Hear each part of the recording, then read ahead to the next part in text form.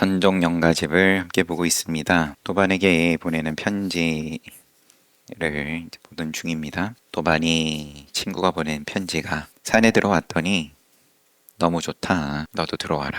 이제 좀 표현이 세상이 험하고 너와 나를 다투는 것은 심지가 통달하지 못하기에 비로소 그와 같이 되는 것입니다. 그러니까 험한 세상에서 있으면서 다투지 말고 산에 와가지고 푸른 소나무, 밝은 달, 바람, 흰 구름, 꽃, 과일, 벌, 새, 원숭이 등등. 여기에 대해서 노래를 하니까 현각스님은 편지를 바꿔보니 절조를 지켜 그윽한 곳에 홀로 머무르며 인간 새의 자취를 끊고 산골의 몸을 감추셨군요. 보고 듣는 것이 모두 사라지고 마음의 허물이 고요해져 외로운 봉우리에 홀로 머물며 나무 아래 단정히 앉아 번뇌를 끊고 도를 음미하니 진실로 그러함이 합당합니다. 라고 맞장구를 치고는 그러나 바른 도는 고요하고 쓸쓸해서 수행이 있어도 만나기 어렵고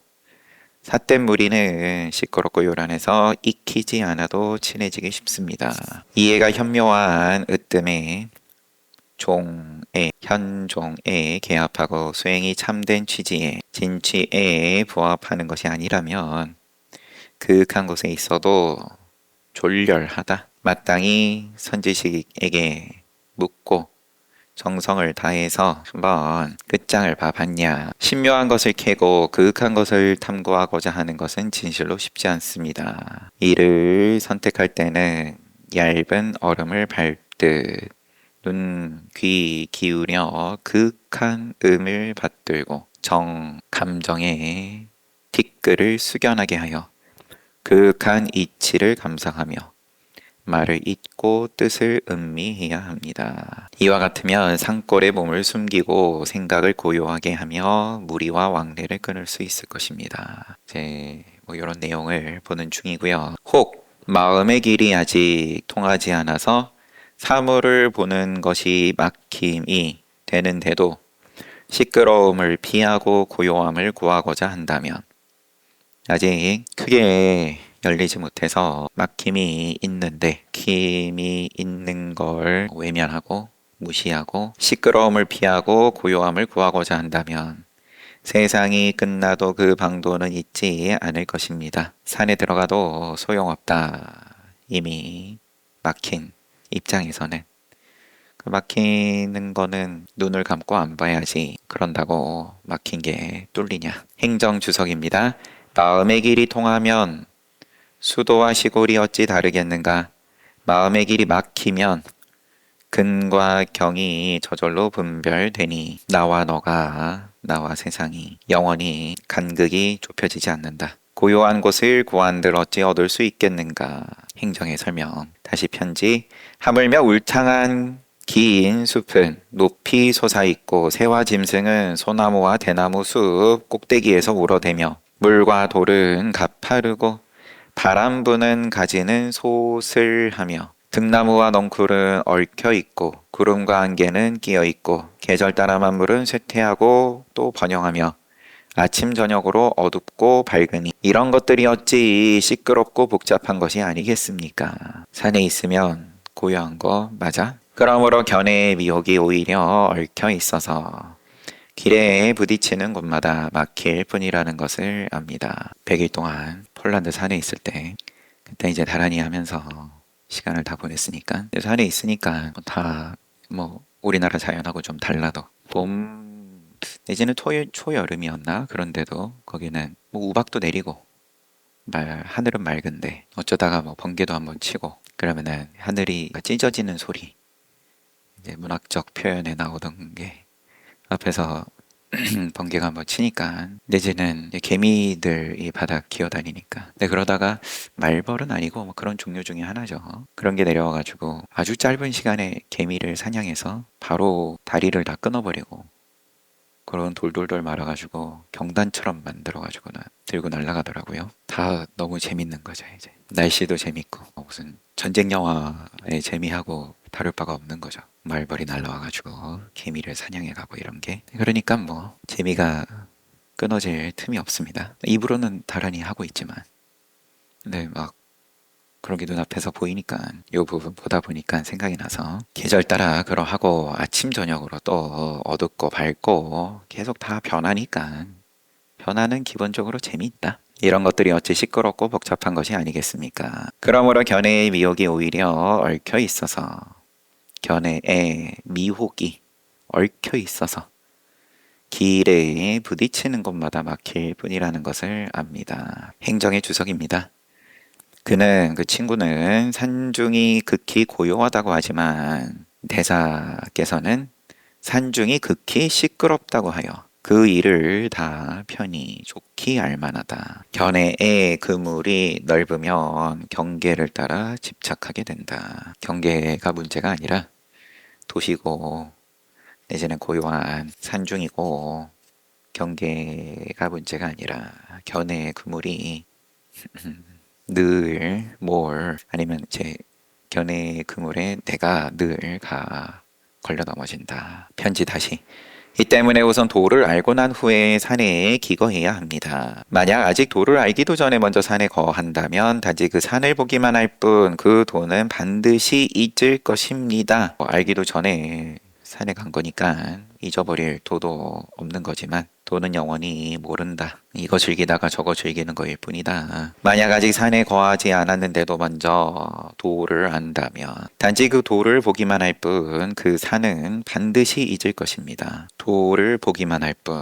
근데 깨달음을 얻으면 산을 보면 보는 대로 도시를 보면 보는 대로 거기에 머무를 게 없다. 물론 원효 스님께서 쓰신 초발신 자경문 가운데 발심수행자는 시작이 산에 살면 상근기, 마을에 살면 하근기, 상근기, 하근기가 따로 있어서가 아니라 말 그대로 초발심 자경문인 거죠. 처음 수행에 들어올 때는 그러면 마을이 너무 재미있으니까 이제 그거를 쉴 수 있게끔 제 몸을 가지고 여기의 표현대로라면은 이제 산에 거하면 그럼 자연스럽게 마을에서 즐거운 것들이 잦아드니까 산 기운을 즐기고 산이 재미있고 그런 사람을 위한 원효 스님 말씀이 당연히 아닌 거죠. 이상 갔다가 또 아예 거기서 살면 그럼 또 익숙해지고 처음엔 또 뭐 재미있을 수도 있지만 익숙해지고 그럼 도시만큼 재미난 것도 없고 오히려 고되면 고된 거고 그런 의미의 또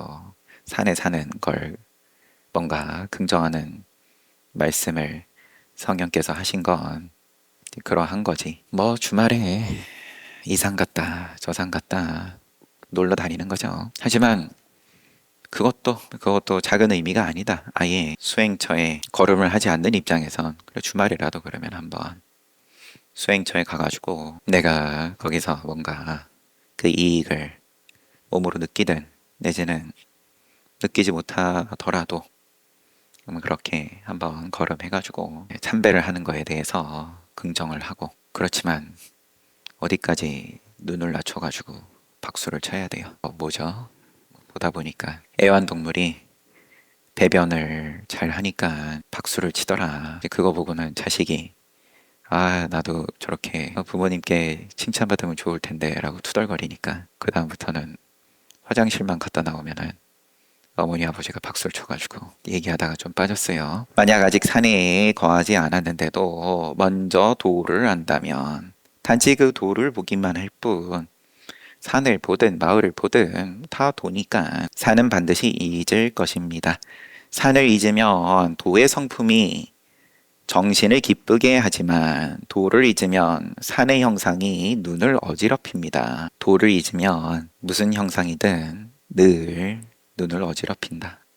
좋으면 좋다, 싫으면 싫다. 그러므로 도를 보고 산을 잊으면 인간 세상도 고요하지만 산을 보고 도를 잊으면 산속이 바로 시끄러운 곳입니다. 행정, 미혹하면 산을 보고 도를 잊어 매사가 분주하지만 깨달으면 도를 보고 산을 잊어 경계마다 본래 고요할 것이다. 능가경에서 경계가 오직 마음임을 아직 통달하지 못하면 갖가지 분별이 일어나고 경계가 오직 마음임을 통달하면 분별이 일어나지 않는다. 다시 편지. 오온이 색수상 행식이 무아임을 반드시 능히 요달할 것이니 내가 없는데 나라고 할 내가 뭐냐? 뭐 색으로 얘기하든 느낌으로 얘기하든 생각, 개념, 사상으로 얘기를 하든 의도로 얘기하든 의도로 얘기하는 것도 좋아하죠. 사람들은. 저도 그렇고 어떠한 고교란 사명을 받고 이 세상에 나왔냐. 뭔가 명확하면은 신나는 거고 명확하지 않으면 우울한 거고 그 다음에 이제 분별. 근데 이제 어떤 것도 그냥 그때뿐이니까 뭔가 손에 쥐어진다 싶어도 내가 없는데 누가 인간 세상에 머무르겠습니까? 만약 오온과 육입이 안이비설신의 공과 같음을 안다면 공의 무임이 어찌 산골과 다르겠습니까? 산골에 살면서 편지에 그렇게 나열을 한 산이든 해든 달이었나요? 달이든 등등 어차피 다 공인 건 알고 하는 말씀이죠. 만약 삼독이 아직 버려지지 않아 탐진치 삼독이 버려지지 않아 육진이 아직 어지럽다면 안이비설신의로서가 걸리는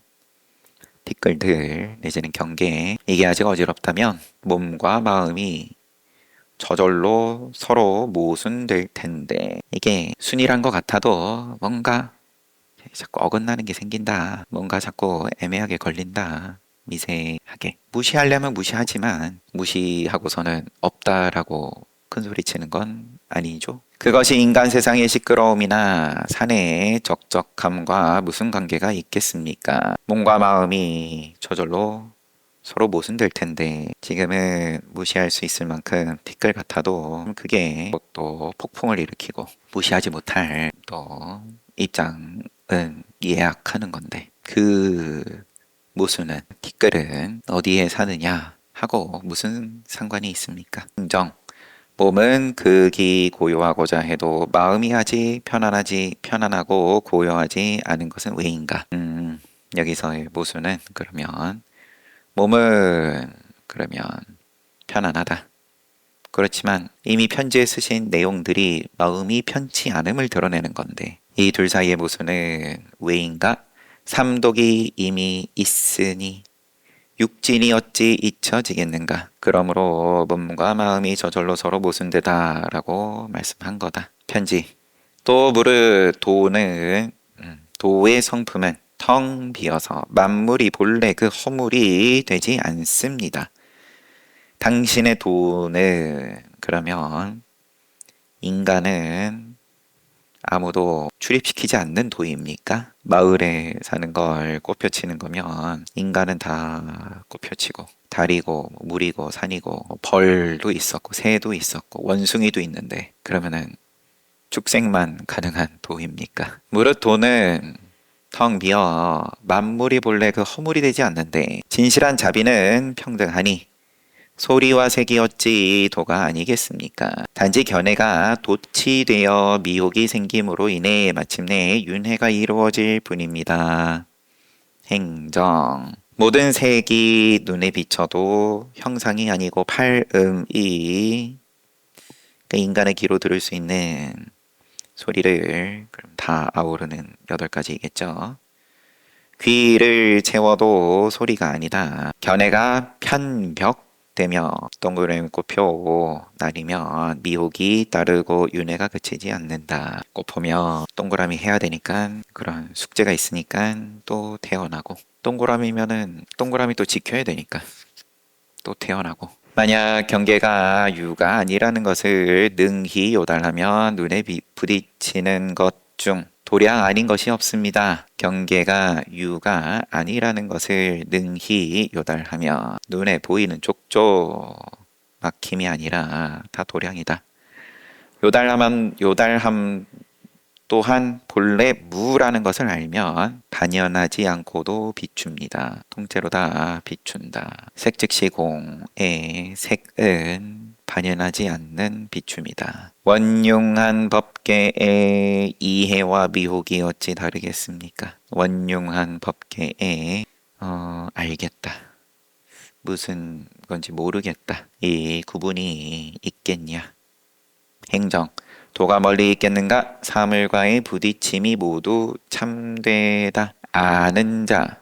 능지가 존재하지 않으므로 도모함이 없이 비춘다. 의도 없이 무위로 비춘다. 법계가 이미 원용하여 이해와 미혹이 분명히 둘이 아니다. 도모함이 없기에 도모함이 있으니까 써먹어야 되니까 알면 좋고 모르면 괴로운 거고 불안한 거고. 중생에 의해 자비를 가려내고 편지입니다.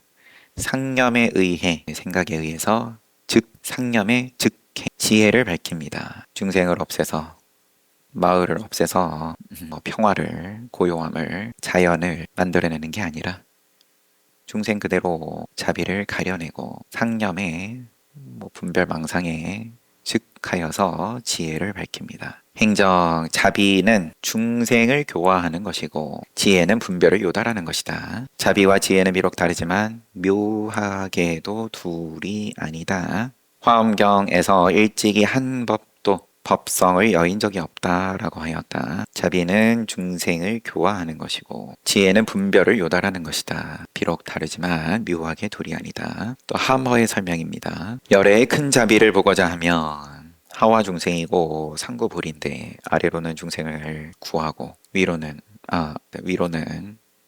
깨달음을 또 구하고 사홍서원할 때 뭐가 먼저죠? 중생을 다 건지오리다. 번뇌를 다 끊어오리다. 함어의 설명입니다. 열애의 큰 자비를 보고자 하면 중생에 의거하여 알 수 있다. 자비는 어떻게 드러나냐? 중생에 의거하여서 드러난다. 만약 중생이 없다면 열애는 자비를 일으킬 이유가 없다. 자비를 일으킬 이유가 없다. 내지는 애초에 자비는 열애의 자비는 앞서서 무연자비 이런 표현 나왔죠. 없이 일어나는 자비다. 모양이 없다. 그렇지만 좋아진 중생이 있으니까 그 자비가 그러면 없다라고 할 수가 없다. 흔적이 없는데 그러니까 열애는 자비가 드러나지 않는다. 일으킬 이유가 없다라는 말은 괜히 한번 시비해보고 열애의 큰 지혜를 보고자 하면 상념을 대하면 알 수 있다.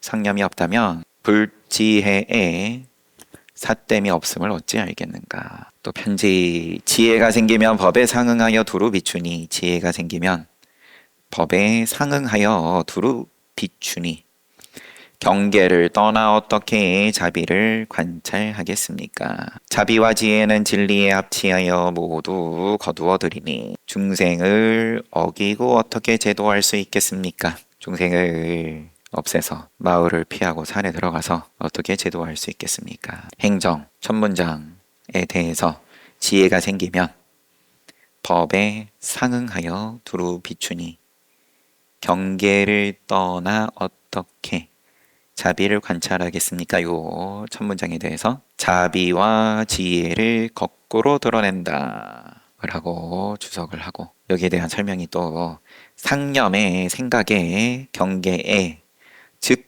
하여 가지고 지혜를 밝힌다는 것에 이어서 이제 반대로 경계를 떠나면 지혜를 밝힐 수 없다고 말하기 때문이다. 본문에서 지혜 대신 자비라고 지금 본문에 쓰여 있는 경계를 떠나 어떻게 자비를 관찰하겠습니까? 여기 이렇게 자비라고 말한 것에 오류가 있음을 아래에서 함어가 상세하게 논한다. 그래서 함어 선사는 이거를 조금 그냥 영가 형각 스님께서 그렇게 세세하게 따져가면서 쓰신 게 아니다 보니까 고쳐서 쓰면 지혜가 생기면 법에 상응하여 두루 비추니 똑같고 경계를 떠나 어떻게 관찰할 수 있겠습니까? 자비 부분을 그냥 드러냈어요. 뒷부분은 조금 달라지네요. 표현이 자비가 일어나면 근기에 합치하여 모두 거두어 들이니 중생을 어기고 어떻게 제도할 수 있겠습니까? 이러면은 좀 깔끔해지기는 하지만 그냥 한번 읽고 넘어갑니다. 행정의 두 번째 문장에 대한 주석은 자비를 더하고 지혜를 더하는 것은 대립하는 행위이지 교화가 아니다. 두 번째 문장이 자비와 지혜는 진리에 합치하여 모두 거두어 들이니, 거두어 들인다는 거에 대해서 보충 설명을 한 거예요. 중생을 어기고 어떻게 제도할 수 있겠습니까? 자비, 지혜에 진리에 맞게 거두어 들인다. 욕심 안 부린다. 앞에 표현대로 도모하지 않는다. 중생 제도를 도모하지 않는다. 도모함으로, 중생 제도를 도모함으로 자비를 더하고 지혜를 더하는 거는 교화가 아니다라고 행정 보충 설명한 거고. 다시 편지. 중생을 남김없이 제도해야 자비가 크고 경을 모두 비추어야 지혜가 원만합니다. 지혜가 원만하면 시끄러움, 고요함을 동일하게 관찰, 또 자비가 크면 원수, 친구, 널리 구제. 이와 같다면 어찌 산과 계곡의 오래의 기거함을 빌리겠습니까? 처한 곳에 따라 인연에 맡길 뿐입니다. 이와 같다면 큰 자비 또 큰 지혜에 갖추어졌다면 가릴 게 뭐가 있냐? 행정의 설명.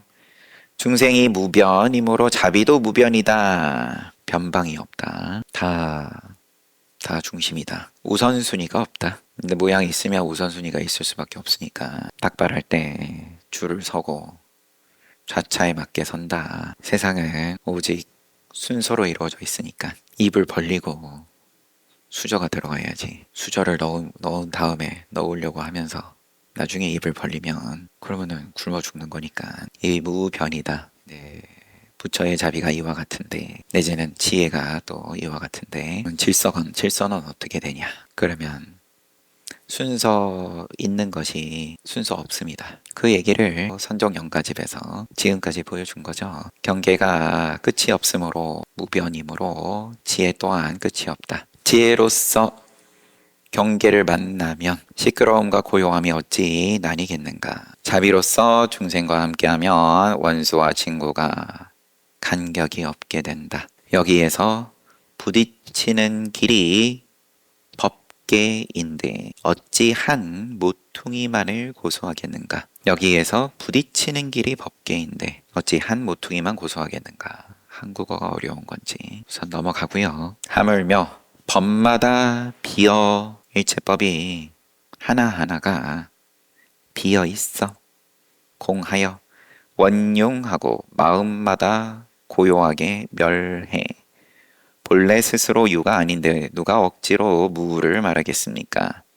어찌 시끄럽다고 할 수 있고 어찌 적정을 고요하다고 할 수 있겠습니까? 행정. 모든 법이 본래부터 항상 저절로 정멸의 모습이어서 그대로 정멸이어서 원래 응당 유가 아니니 무라고 칭하지도 말아야 한다. 어찌 시끄러움과 고요함이 다름이 있겠는가.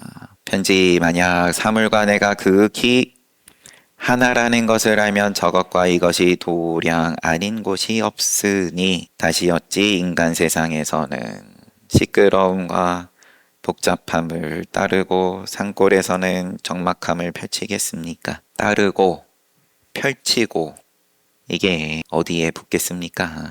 시끄러운 복잡함 그러면 안 좋은 거 악에 물들 게 무엇이며 또 적막함 산골에서 적막함을 선으로 이야기한 거니까 친구가 선을 펼칠 게 또 무엇이겠습니까? 이미 다 도량인데 이미 다 선악이 붙지 않는데 행정 설명. 만약 경계와 지혜가 둘이 아니라는 것을 안다면 눈이 부딪히는 곳마다 도가 있어. 이것도 도량 저것도 도량이다. 누가 인간 세상은 시끄럽고 산은 고요하다고 하겠는가. 보는 중이지만 여기까지 보고 경계와 지혜가 둘이 아니라는 걸 안다면 중론을 보는데 용수보살의 나와 다를 얘기할 때 이제 상호 의존을 얘기하는 거죠. 나는 너로 인해서 존재가 의미가 있는 거고 너는 나로 인해서 존재가 존재인 거고 또 나 그러면은 어쨌든 논리니까 그러면 나라는 의미 안에는 나의 의미 더하기 너의 의미, 나를 얘기한다 개념. 그러면 사실 거기는 나도 얘기하는 거고 너도 얘기하는 거고 또 너를 얘기할 때도 그러면 또 그 안에 나도 얘기하는 거고 너도 얘기하는 거고. 지혜와 경계로 방금 이게 다르지 않다. 경계와 지혜가 둘이 아니라는 것을 안다면 눈이 부딪히는 곳마다 도가 있다. 경계가 다 도다. 경계를 보지만 나를 보는 거다. 그런 줄을 알면 이제 지혜인 거고 내지는 도인 거고. 경계가 좁죠. 내가 좋아하는 경계. 그럼 내가 칭찬하고 내가 뭔가 본받으려고 하는 경계. 그게 나다. 그런데 또한 내가 싫어하고 내가 비난하고 경계도 나다. 그럼 뭐 굉장히 좀 어떻게 보면 이제 뻔한 얘기로 가는 거지만 아니면은 뭐 또 그 생물학에서 포식자와 피식자가 서로 닮아가는 진화의 과정에서 뭐 그런 이야기들이 뭐 다 뭐 그럴싸하고 이제 와 닿을 수도 있고 뭐 아닐 수도 있고 그렇지만 또 욕할 때 되면 또 욕해야죠. 또 드라마 봐야죠. 잘 봤습니다. 쉬었다 정진합시다.